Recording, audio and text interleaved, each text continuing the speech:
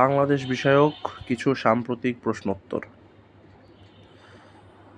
১৯ মে ২০২৫ পর্যন্ত দেশে তৈরি পোশাক পরিবেশ বান্ধব কারখানা রয়েছে কয়টি?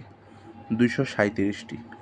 সম্প্রতি বাংলাদেশের জন্য গ্রিন চ্যানেল ভিসা ব্যবস্থা চালু করে কোন দেশ?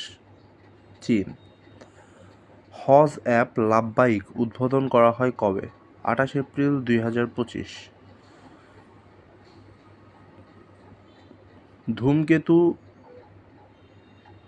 এক্সপ্লোরেশন টেকনোলজি লিমিটেড, ধূমকেতু এক্স যার আরেক নাম, দেশের প্রথম বাণিজ্যিক সাব অরবিটাল রকেট বিদ্রোহী উন্মোচন করে কবে?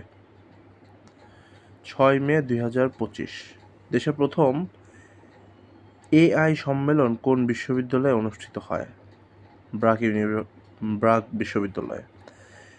দেশে প্রথম টার্নটেবিল তৈরি করে most innovative technology leader of the year লাভ করেন কে?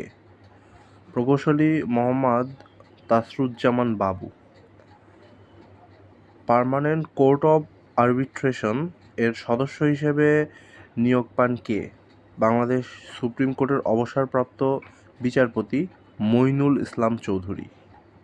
১৯ মে ২০২৫ সপ্তম বাংলাদেশী হিসেবে বিশ্বের সর্বোচ্চ পর্বতশৃঙ্গ মাউন্ট এভারেস্ট জয় করেন কে?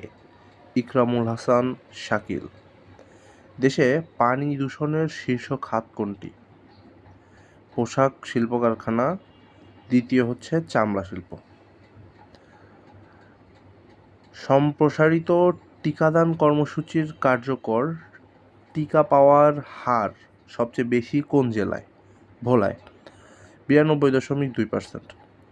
চট্টগ্রামের কালুরঘাটে কর্ণফুলী নদীর রেলসহ সড়ক সেতু নির্মাণ কাজের আনুষ্ঠানিক উদ্বোধন করা হয় কবে? ১৪ মে ২০২৫।